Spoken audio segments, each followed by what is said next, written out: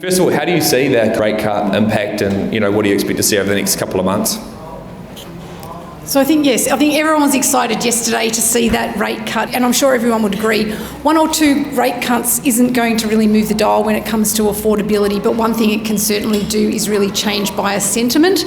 And that change in sentiment, if that can sweep through the market, it's got the possibility to change everything. Thanks. Yeah, definitely. I think we're of the exact same opinion. We feel like, in a metaphoric way, it's almost like a train leaving a station.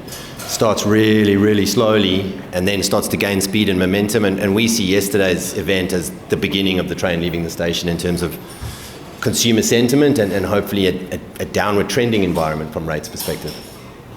We often speak with buyers, and one of the things that we've seen with a cohort of them is that there was still this concern that there were going to be further rate rises, and I think you're right. I think at the end of the day, it's not really about the small movement in interest rates. It's probably not going to be going up further, touch wood, and kind of having that kind of confidence for that cohort will hopefully push them along a little bit. But you guys both have, a range of different projects, so it gives you kind of unique insight in terms of the different cohorts, so whether it's location-based or buyer type. How do you see, some of these cohorts playing out this year across your different projects?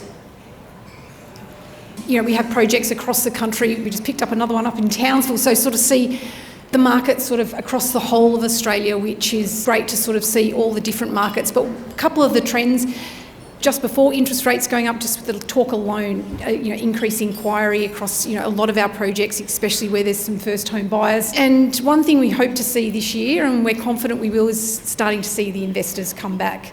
At Colliers, with all of our off-the-plan sales that we have done, last year was the lowest year with 10% investors. It's typically sat at around 50% investors. So at some point, they really do need to come back, and they need to come back for rental stock coming on the market and all the rest of it. So it'll be great to see them come back this year. From downsizers, downsizers and upgraders, they'll continue to be a really important portion of the market. And for a lot of them, it's not so much price, it's really about finding the right product. It needs to tick every one of their boxes to get them to move and downsize into an apartment. Let's double click on that. What will trigger more investors coming back into the market? And do you see it being led from foreign investors more, or do you think it will be more the domestic investor? Well, it'd be great to see both, but we'd love to see more local investors, and I think everyone understands, local investors themselves are often the average person, and they're all being affected by affordability as well and concerned where interest rates are going. So I think as soon as local investors can get the confidence that interest rates sort of aren't moving up and, hopefully there's a bit of a downward trend, they'll start to come back into the market. And foreign investors, really important part of the off-the-plan market. They really can get it going, help with the volumes. We've had a project down in Melbourne, and we've had huge success with foreign buyers coming in to that project, and that's sort of really helped pre-sales and get the project off the ground. Yeah, I think from our perspective, we certainly seen in the last 6 months a huge increase in lead volume when it comes to first home buyers.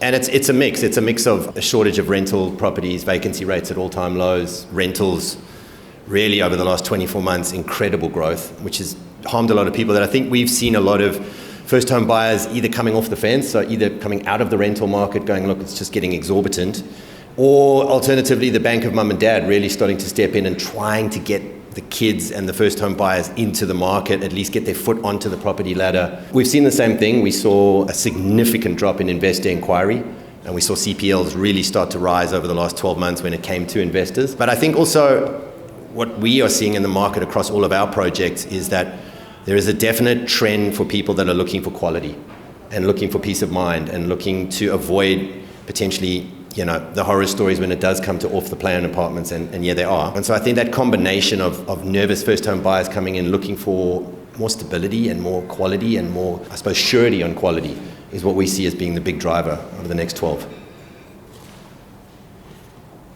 Yeah, I think having fewer investors in the marketplaces, it does kind of change some of the stock profile. Is that what we need in order to see more large-scale towers coming back to the city and more of these types of projects launching? Do you think they will be triggered by the investors returning to the market?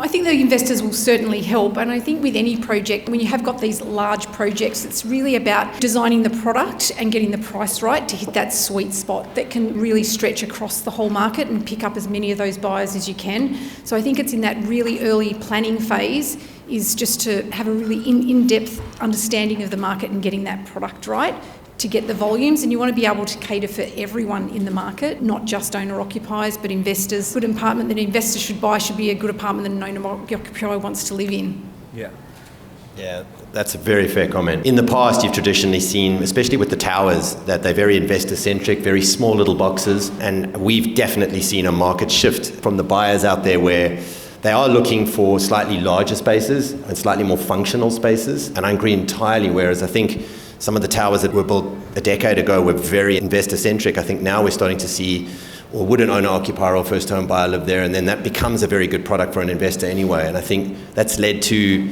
from our perspective, we're seeing slight differences in sizes, layouts, and spaces becoming more functional. And so I guess the main thing is what the agents are saying in the display suite, because obviously they're kind of the ones that are gaining the most insight. They're talking to more people than any of us. You know, what are the agents kind of saying to you when you're coming back and running sales management meetings and stuff like that?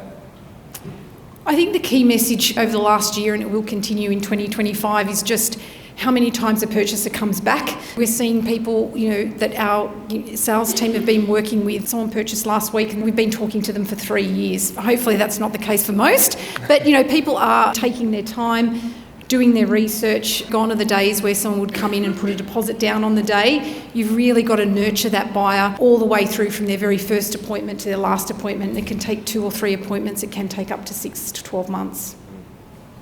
I think one of the things with that, when buyers are kind of taking a longer period of time, and I think hopefully it does shorten, but I think content becomes so important, and being able to have that at scale and being across multiple platforms and having the depth of, we all kind of go into our rabbit holes of research when we're kind of making a big decision, and feeding that research by having a ton of useful content that tells the same story sometimes from every way. I think that's the key to be able to fuel people's research journey. When that process takes longer, the content becomes super important. And what are you seeing, Mark?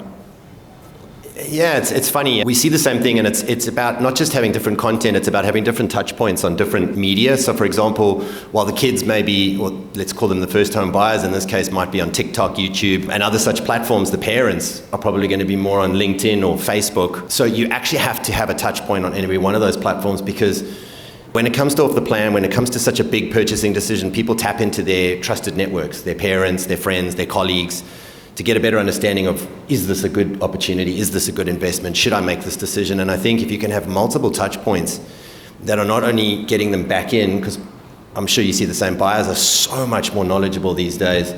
Even the building commissioner, love him or hate him, or the ex-building commissioner, he's shone a spotlight and brought so much awareness to what is right and what is wrong, and buyers know this, that you actually need to tap different members of the family on different platforms to actually encourage that discussion that happens when you're not in front of the agent.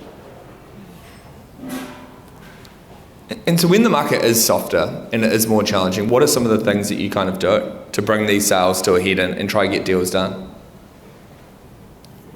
Yeah, so I guess there's a number of things that you do, and most of the time it's the one percenters, and it's doing a number of the one percenters to get that cumulative effect. It's just really making sure you're leaving no stone unturned. Obviously you've got all your data that you can go through, but the best thing you can do is just go out there and sit in the sales office and really understand who's coming through, what you need to do, what do you need to adjust.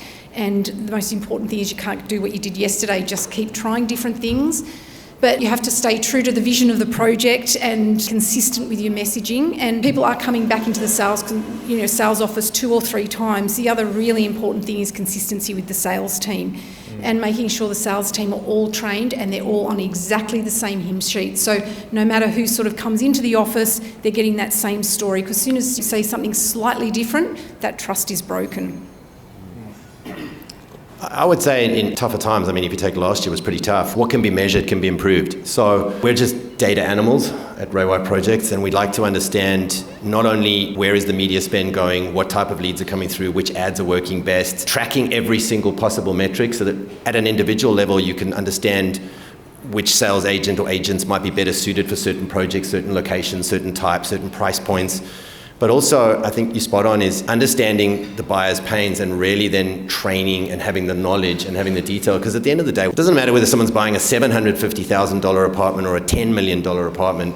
They still want to know deep down, am I making the right decision? Is this the right decision? And so the more knowledge that a sales team can have, especially in tough times when there's not FOMO in the market and people aren't just running in, putting a deposit. I remember 2016, wow.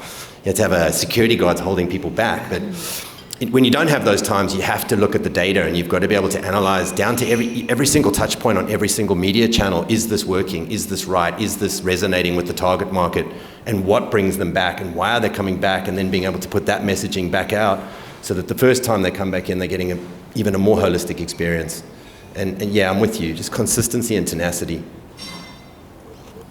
I guess everything sells for a price, right? And ultimately, but it's got to be a price that can make sense for the developer to sell the project and make a profit and for that to be a sustainable thing. And so I guess one of the key friction points often between project marketers and developers is when you're pitching for a job and you're trying to help them guide on price. You guys are both leading great brands. I'm sure that helps. But what are some of the ways that you can kind of give the developer your honest assessment of the process? Because I'm sure you get, at times, you'll have competitors that are saying the prices should be really high and it sounds really good, and then the sell-through sucks and then they churn and you kind of lose the continuity in the sales display suite. So, how do you be honest with developers and, position yourself to actually sell the project through?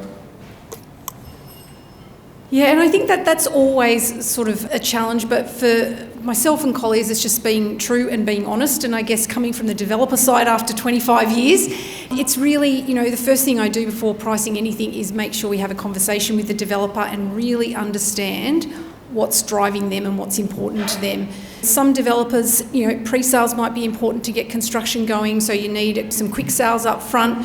For some developers, they might be able to hang on to the stock and literally advising them, well, if that's the case and you can do that, wait, you're going to get more money, at the back end, and hoping they're going to trust you and come in at the back end of the project. So it's just really understanding that and understanding whether a project's going to be built in one stage, does it have a shared basement, what are the impacts on sales, and so then really designing a pricing strategy to answer all those questions so that you can work with the developer to achieve their outcomes, because promising the world on price, particularly in today's market, you get the job and 5 minutes later it's just a tough conversation, and that's no way you want to start a project or a relationship. Yeah.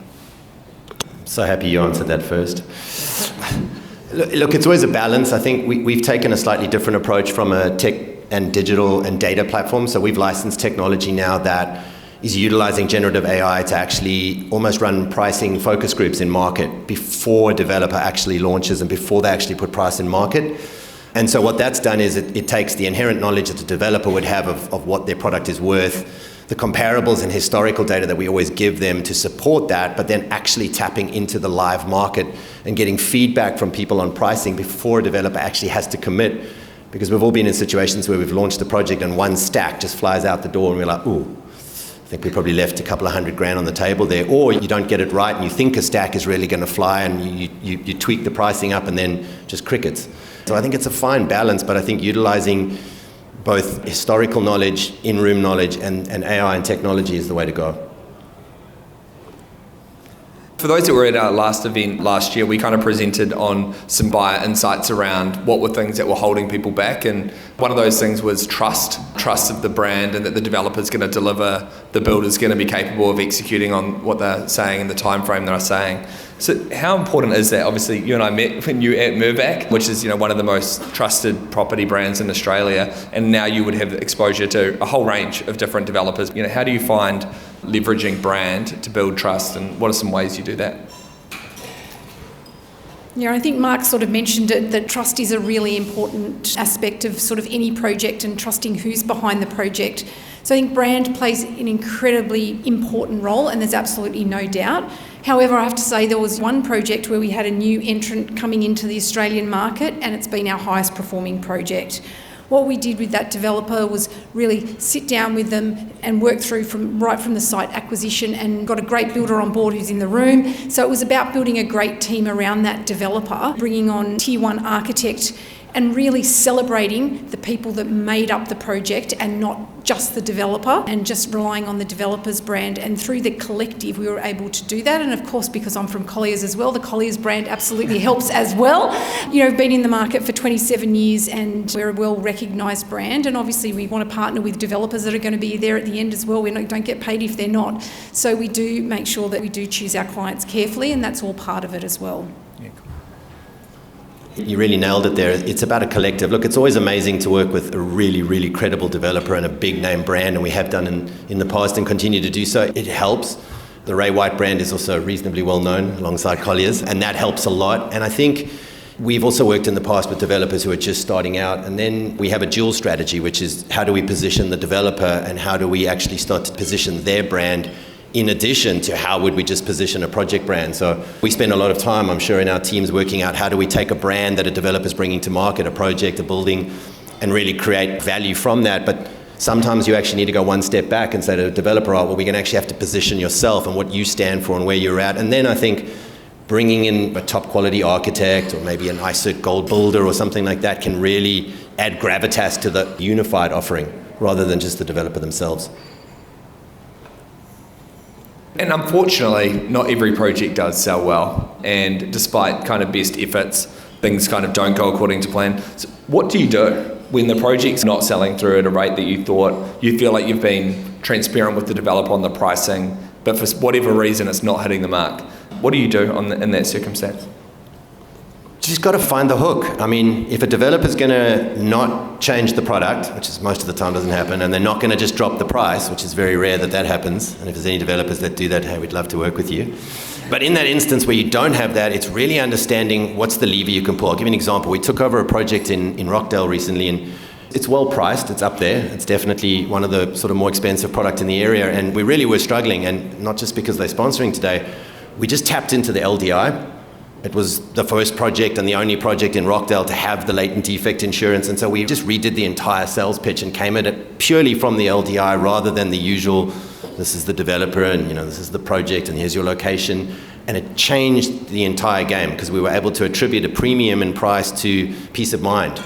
And that resonated with certain buyers, particularly those that were nervous of the off-the-plan market, and so the whole sales pitch changed. And that's all you can do and that's why the data that we have inside of Ray White and what can be measured can be improved. So we look at every single data point from when the ad's created, A/B testing, all of that, right through to conversions and all the percentages to then look at, well, where are levers that we think we can move? And you just got to keep trying, and then, if you keep going, it normally just breaks through. Yeah, so I agree with everything you've said, in fact. But I think when there is a soft market, the most important thing on any project is to understand your market share, because often it can be the market, and then if therefore you need to sort of increase your market share, or it can be your particular project. And if it is, obviously there's endless help with fantastic media agencies and everyone else to work out exactly what's working and what's not working from a marketing perspective. But often it's sitting down with the sales team, going out to the sales office yourself, our directors sitting and working from the sales office, our marketing teams working from the sales office, and really hearing everything firsthand to work out what stone have we not left unturned and what else can we try. And I think the biggest thing is just not giving up. The market will change, the market will turn if the product, if the product is right. Awesome. And so as a final thought, any kind of just tips for developers that are either launching projects this year or have active projects, any kind of final thoughts or suggestions? No, just get your projects in market. I think last year we were working on a fair few projects that sort of got pushed into this year. I think this year is going to be better than last year, and already, there's a great change in sentiment. There is a shortage of stock out there. Yeah, I echo you. Let's hope 25 is way better than 24. But to developers out there, really understanding the data and looking at new technologies and AI, and I know AI is a buzzword and everybody's like, we're going to have AI bots and all of that, but we really have embedded AI into almost every single point of communication and process in our business, and it's made an incredible difference, not only in communicating to the buyers, but also understanding the trends that come back from the lead data, the marketing data, the pricing data, and getting developers to be able to tap into new technologies that hopefully will increase sales velocity. Thanks very much. I think MaxCap, our awesome sponsor, had the report last year, survive till 2025. So let's hope that they were right. Ladies and gentlemen, please give them a round of applause for awesome first up. Thanks very much.